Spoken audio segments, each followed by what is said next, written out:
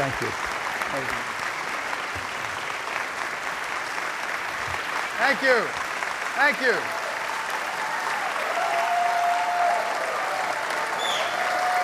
Thank you. Thank you. Thank you. Thank you. Please sit down. Thank you. Thank you very much. I really appreciate that. I want to thank Henry for that wonderful introduction. I want you to know that Henry Kravis is known for all of the things that are obvious. The things that you read about in the paper. He's one of the great captains of industry. But I have to tell you, what you don't know, he's a terrific human being. He's got a heart as wide as you can measure and as deep as you want to go. A person that I have a great deal of respect for, a person that I call my friend. That's the part of Henry Kravis that you don't know, and the part of KKR that you don't know, and I appreciate very much, Henry, you coming this evening. Thank you very much. A round of applause. To Tom Roberts, also my friend, one of the great lawyers of all time. I say that to motivate him. I say that so that he could get his fees as low as possible. I say that because he is truly a good friend. He does represent us. Weil Gottschall's a great company. That's a commercial. He made me do that. It's 10% off the next deal. Thank you for letting me do that. I want to congratulate Bob LaPenta and Steve Squeri. Give them a round of applause.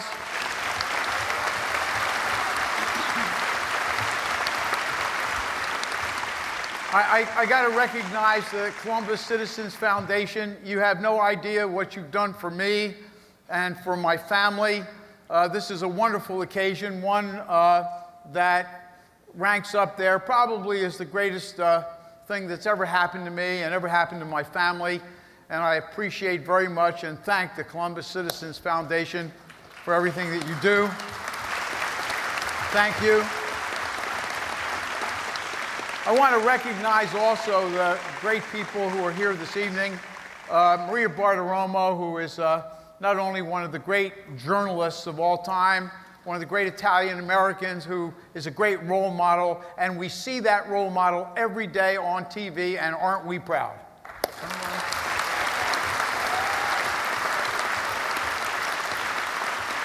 So thank you, Maria, for being who you are.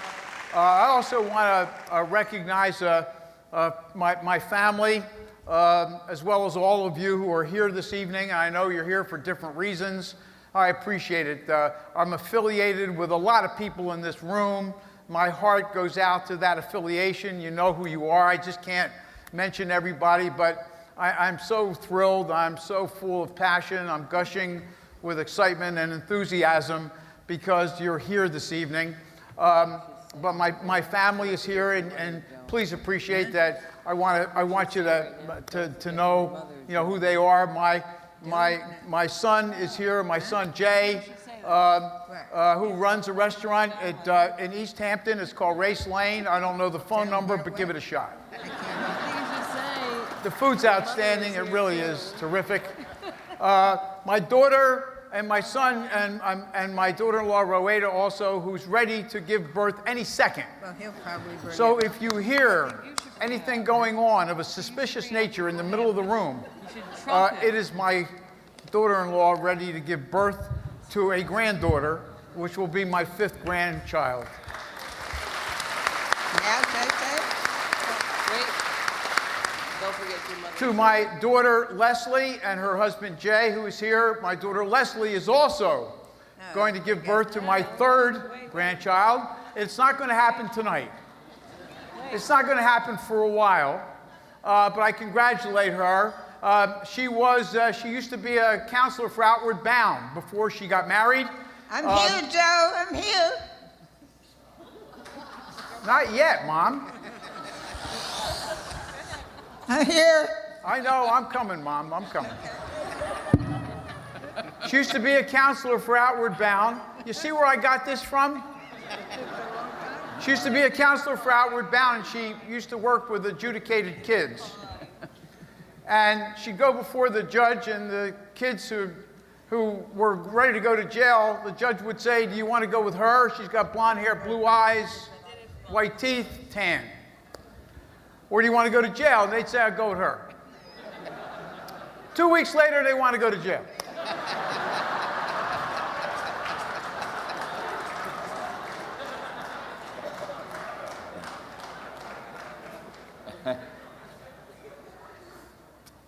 There's another special guest here this evening, and that's my mother. You heard how anxious she is to speak. How she got a microphone, I don't know. But I want to tell you in advance, this is dangerous. My mother is 97 years old.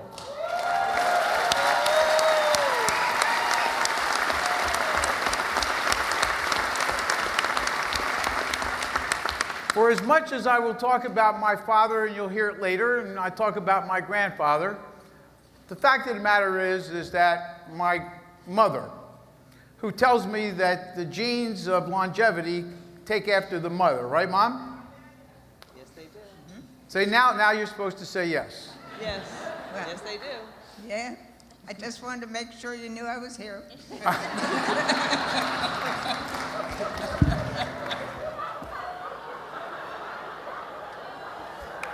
Mom, everybody knows you're here.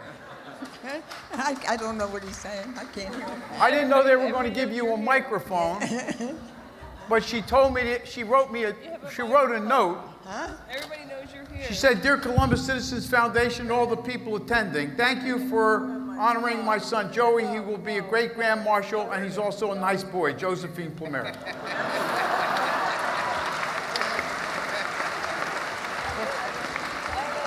I also want to thank, and I was thrilled and surprised that Joe Ginham showed up. Wasn't that wonderful with the violin? And he played such a terrific.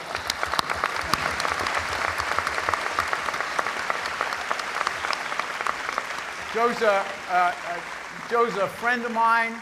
As you can tell, that when you reach out and help people, part of our heritage, part of the passion that we have is to help other people. We were taught that from our parents and grandparents, and I was thrilled this evening that I had the opportunity to be able to see Joe, and I was surprised and to hear the beautiful rendition of his violin, because this is a kid who survived because he had passion and he wanted his dreams to come true, and those dreams came true for me tonight through him. Thank you very much, Joe. Thank you. Our heritage, you heard all about our heritage this evening. You've heard about the greats from our heritage, the Da Vinci's, the Galileos, all of them. And we need to recognize in this room tonight that they do exist. These are people who helped build the culture of the world. If it wasn't for Da Vinci, who sketched the airplane and the helicopter, they may have not existed. He was a dreamer, like me. Galileo dreamt of the stars and the rings and the Saturn, around Saturn. He was a dreamer through his telescope. Even Zamboni was a dreamer. He dreamt of a machine that would smooth the ice so the Rangers could play in the garden. Giuseppe Marcello Marconi, who laid the telegraph, had a vision and a dream that people could converse with each other via the telegraph. But that really wasn't the whole story. What annoys me is that there are a lot of people who have tried to impersonate and take credit for what Italians have done. And Frank, that upsets me more than anything. A couple of years ago, a Scotsman dug 10 feet into the ground, found traces of copper, claimed that it was 150 years old, and that the Scots had invented the telegraph. A year after that, not to be outdone, the French, a guy by the name of Jacques Lefebvre, dug 20 feet into the ground, found traces of copper that were 200 years old and claimed that the French had invented the telegraph. Then, a year after that, a self-proclaimed archaeologist by the name of Marshal dug 30 feet in the ground in his backyard. 250 years, he said, the soil existed, and he dug and found nothing. He then proclaimed that the Italians were the first ones to go wireless.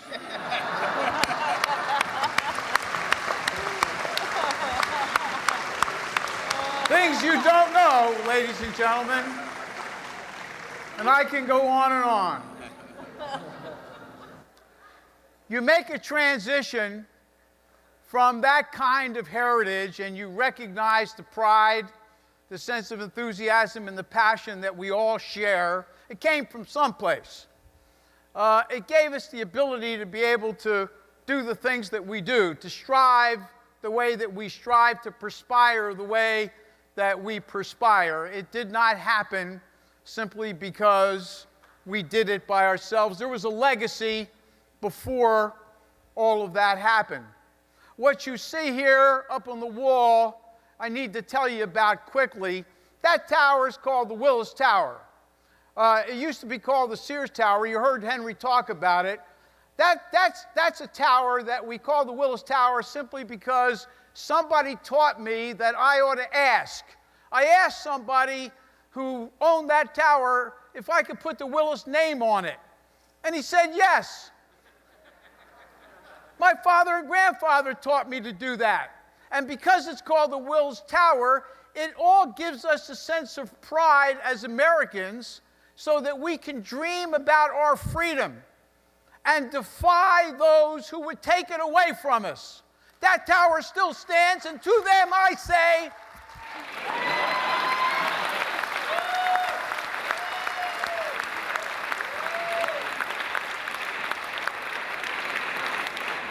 the nice ladies in the picture are there for a reason. They all got together with passion, and dreamt about the day that breast cancer would be eradicated. The lady who founded that organization was Val Skinner, a good friend of mine, and I got involved because they were dreamers, and I love dreamers. And one day, breast cancer will be eradicated because people have passion and are dreamers.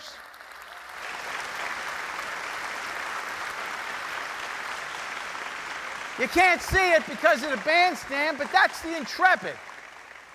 The Intrepid is the most decorated ship in the Navy. It's an aircraft carrier. It made our dreams come true because it defended the dreams of America.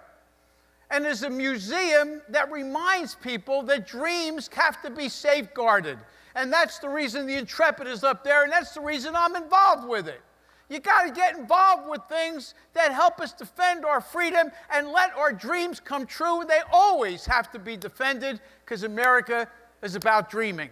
The Intrepid.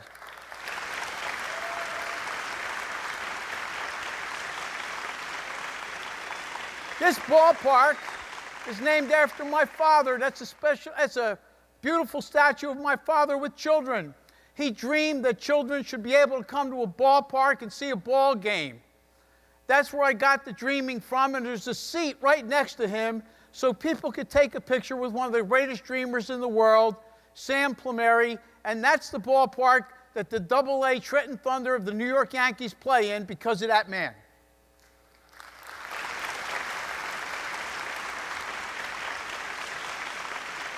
This is me with the College of St. Rose baseball team. We dedicated a field because this college believes in dreaming. It's a college located in Albany, New York, right in the middle of Albany, New York, for working class families so that they can have an education, so that kids can dream about having an education. I gave a commencement speech there, and most of the people in that auditorium, the kids that were graduating were the first ones in their families to graduate from that college, and that college, graduate from any college at all, and that college gave them the ability to dream, to be able to go to school and to have a college degree. There are colleges like that all over the United States, but it gave them the ability to dream. That's why I'm involved in that. And that sports complex is named after my late son, Christian. And that's the reason I believe in St. Rose.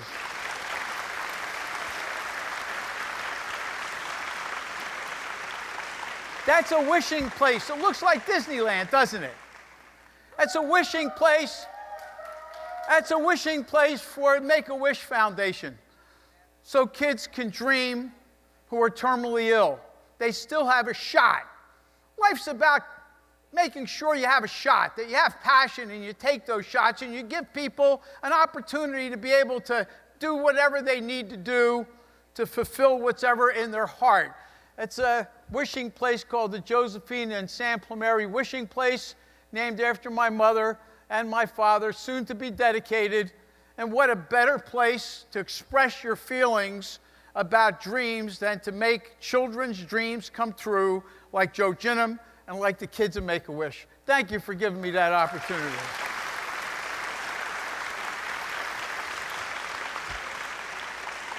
The guy up on the left there is an Italian kid who tried to catch that pass. It was in the corner of an end zone for the William and Mary people who were here. Weren't those kids from William and Mary great? I am so proud to be affiliated with that college. I graduated from that college in 19-something. I was so lucky to give the commencement address there and get an honorary doctorate degree. Would you believe only in America I was able to give the commencement address at the college I graduated from when the first commencement speaker was Benjamin Franklin. And Joe Plumeri, whose grandfather came from Valaba, Sicily, gave the commencement address at the College of William and Mary. You tell me dreams can't come true. You tell me you can't be passionate. You tell me that something's not possible. You're talking to the wrong guy.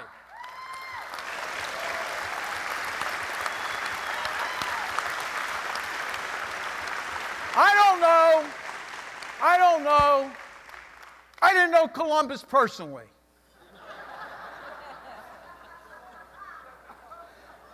But the guy had to be a dreamer. Got to be. Aristotle says the world's flat. He says, I don't think so.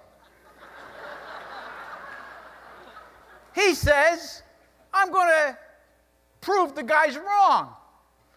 So the guy goes to private equity, tries to get some money. Henry, you would have gone for it, made a lot of money. He says to private equity, I want to take a ship, and I want to prove there's a new world. I want to prove there's something better. I dream of something better. He finally gets half of the money from financiers, private equity in those days, and the other half from Ferdinand and Isabella, and he leads a parade of ships, the Nina, the Pinta, and the Santa Maria, and he finds the Bahamas. Only a dreamer could find the Bahamas. So if you want to know why we're going to have a parade, this guy led a parade. Because he defied what the current thinking was. He defied what society told him was possible. He said, no, there's more than that out there. There's more that we can do. That's what it's about. That's what Columbus is about. That's what the idea of Columbus is about. That's what the idea of the Columbus Citizens Foundation is about. To make the world better through the students that we fund through occasions like this. Because we understand and believe that there's something better out there. My grandfather, thank you, my grandfather in 1903 did not lead a parade of ships.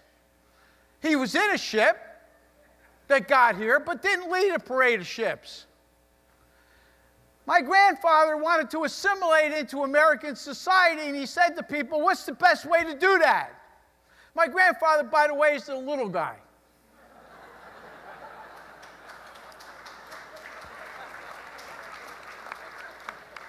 He's the little guy. Babe Ruth is 2 to the right or 2 to the left. And he said the best way to assimilate, somebody told him, was to get involved with baseball. So he goes to Yankee Stadium with 10 $100 bills, and he says to Ruth, after coming out of the clubhouse, he gets his attention. He says, what's that? He said, I want to take you on a barnstorming tour so that kids can see you play that couldn't come to Yankee Stadium, so the kids can dream about what they could become through you. So my grandfather takes Babe Ruth and Lou Gehrig on the far left on a barnstorming tour. This is a guy from Sicily who knew nothing about baseball but wanted to dream, thought anything was possible, and got Babe Ruth and Lou Gehrig to go on a tour with him.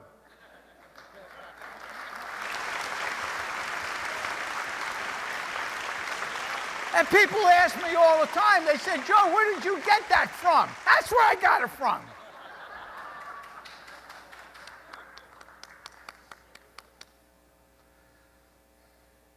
And by the way, my grandfather went on to own the Trenton Giants that was affiliated with the New York Giants, and Willie Mays played for my grandfather. You see, I have a wonderful heritage. My father, who I talked to you about earlier, also gave me the sense of zest and passion that anything's possible. I am not the first Grand Marshal of a Columbus Day parade in my family, believe it or not. This handsome man with the top hat with the sash. See, it says Grand Marshal. That was my father.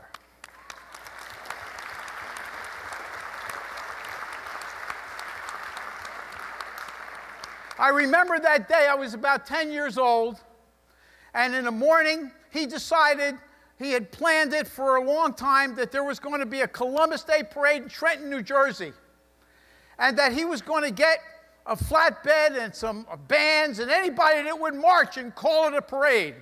And he convinced the city to rename the park Columbus Park. And I remember that morning, we went to get the truck with the flatbed so we could get a guy with a drum and a couple of saxophones to be the band.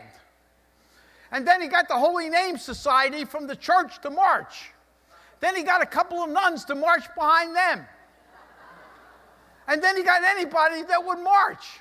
And he called the parade and he put a top hat on. He's a short man with a high hat but a big heart.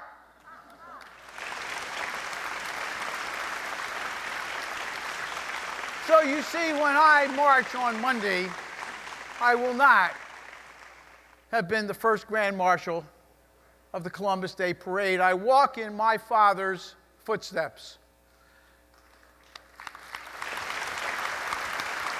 When he built the Trenton Thunder, I thought he was crazy.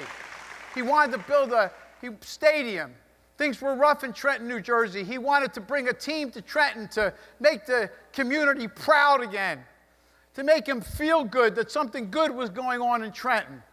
He picked an area of Trenton by the river that was garbaged, was decimated, to build a stadium so that his vision of marinas and shops would bring people back. I thought he was crazy.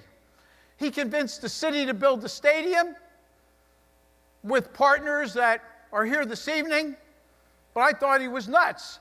He brought a team to Trenton. Eventually they were, and I had to tell him it was a Red Sox farm team. He almost collapsed. Then we became a Yankee farm team. Trenton Ballpark that you see up here is now 20 years old. It set attendance record in the Eastern League all over the United States. Twice was named minor league team of the year because an 80-year-old man had a dream, because an 80-year-old man had passion, and an 80-year-old man who came from Sicily, and his grandfather came from Sicily, thought anything was possible if you dreamt.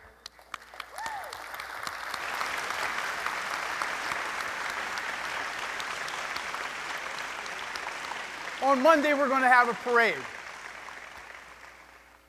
It'll be a great parade. 35,000 people will march. Millions of people will watch. But we have to understand what the parade represents. We talk a lot these days about the deficit. We talk about the deficit in government. We talk about the deficit in our budget. I think there's a bigger deficit that we have to deal with, and we have to deal with the deficit of dreaming. Nobody dreams anymore. Nobody thinks about the future. Nobody gets excited about what's going to be. I worry that in 30 or 40 or 50 years from now, the Bob LaPentas or the Steve Squeries won't tell stories about their families. They'll tell other stories that maybe are not as exciting as the ones that they told because it doesn't come from the heart. When you lead from the back, there's a mob in front of you, and it becomes a riot. If you lead from the front and people are celebrating a vision, celebrating a dream, all working together in unison, it's a parade. It's a parade that we can be happy about and excited about because we got to get happy and excited about something. Our heritage is a great heritage. But we do not want to live by tradition. We want to build on that tradition. We do not want to be a people, as Italian Americans, of memories, but we want to be Italian Americans who are dreamers, not people who think in terms of memories. That's what this parade's about. It's a celebration of people once and for all, in unison, together, going in the same direction, celebrating with bands and being happy about a direction they're going in and being led by someone who is so proud to have been given the opportunity to do that. The world needs that today. A Grand Marshal leadership's the same thing. It's about saying to the people behind me, let's go. This is where we're going. And get excited about it. I see things that you don't see. I see ahead great times. I see ahead things that you're going to be happy about and excited about. And you're going to feel that the world is, you're marching in the direction that makes you feel good about yourself and you want to be there. That's the reason you have a parade.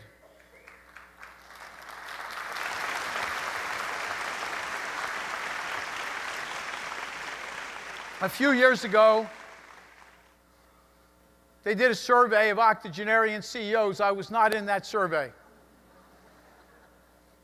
And they asked them if they had it to do all over again, what would they do? They said, first thing I do is take more risks. The second thing I do is have more fun. And the third thing I would do is build a monument to something I believe in. I said, you know, I take a lot of risks. I'm okay there. Do I have fun? I think I'm in great shape there. But have I built monuments to something that I believe in? And I said, no, I think I'm short in the monument area. What you heard me talk about tonight were monuments to things I believe in. I stand here before you today to tell you that I believe in my heritage. I believe all of us should build monuments to our heritage. And those monuments could be built through the students that we fund, that go to school, that carry on our traditions, so that we build on them, we don't live by them.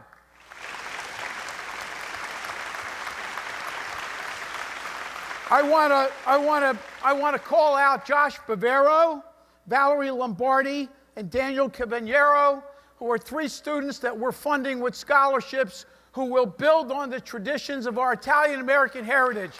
In the back, please stand up. There they are, right there. A round of applause for them.